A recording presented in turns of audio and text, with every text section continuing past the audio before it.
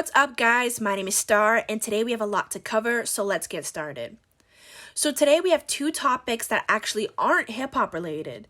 So here at Plug TV, we plan on discussing everyday news along with pop culture related news that isn't always covered on your everyday formal news stations.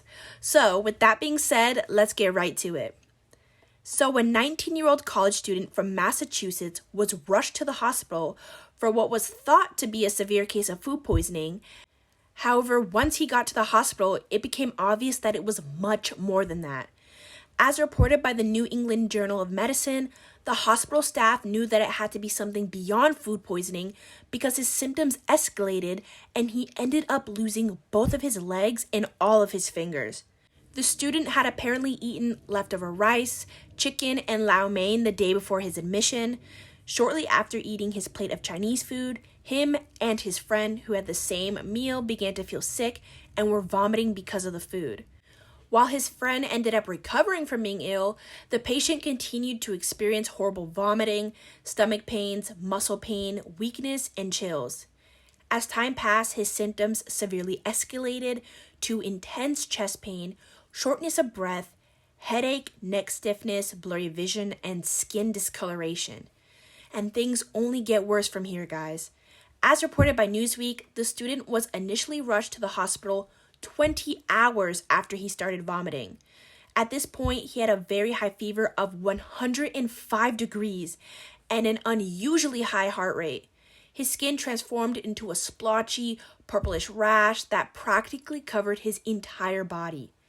Eventually, the tissue in his extremities began to die, and doctors had to amputate both legs below the knee, as well as all 10 of his fingers. And according to the case study, they also placed a temporary pacemaker to treat the patient's heart dysfunction, which he acquired during his health battle.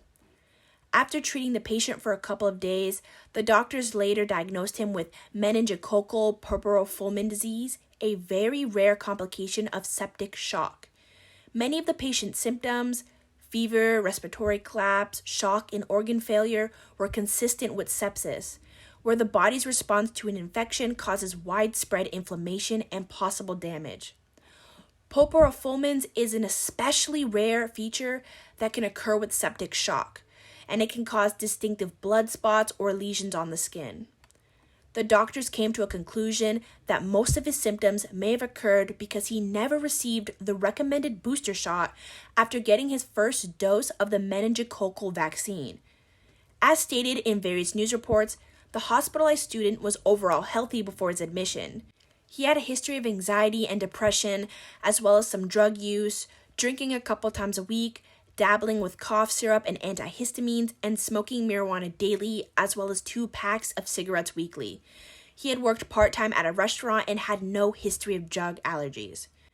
Experts have warned that rice may contain spores of Bacillus cereus, a bacteria that can survive being cooked and thrives at a room temperature. And according to the CDC, if left out too long, the bacteria will multiply and release toxins that can cause vomiting and diarrhea.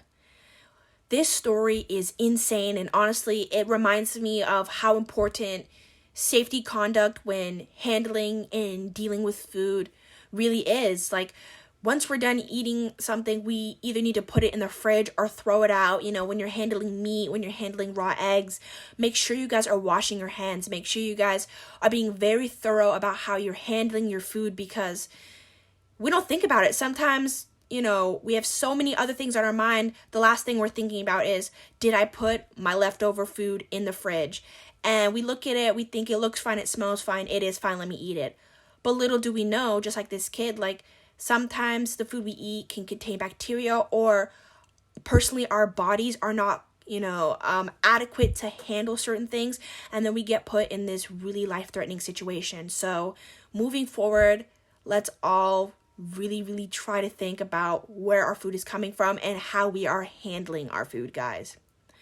Okay, so let's turn this around. I know it was serious, but let's get on to the next topic.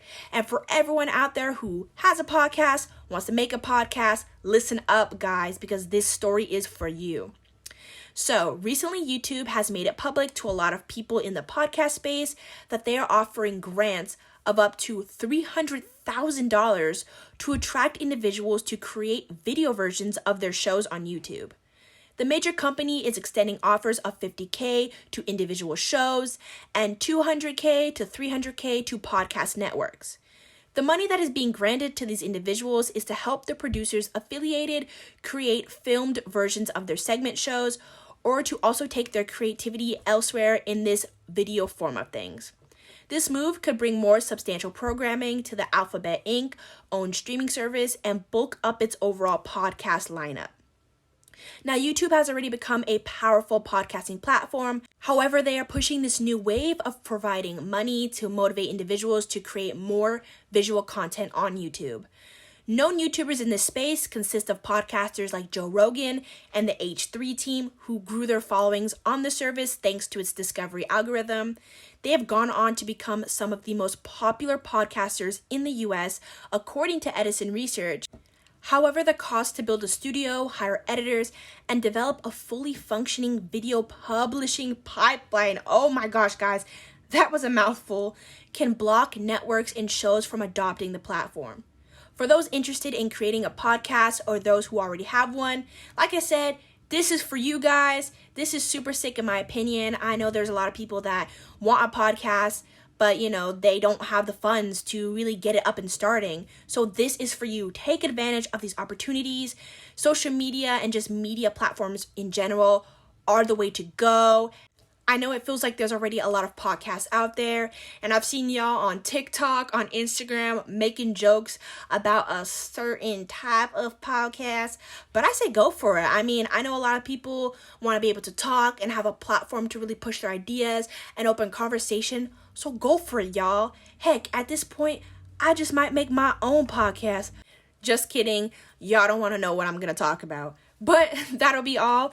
Thanks for watching Plug TV News. For your latest and daily new generation news, I'm Star, and I'll catch y'all on the next one.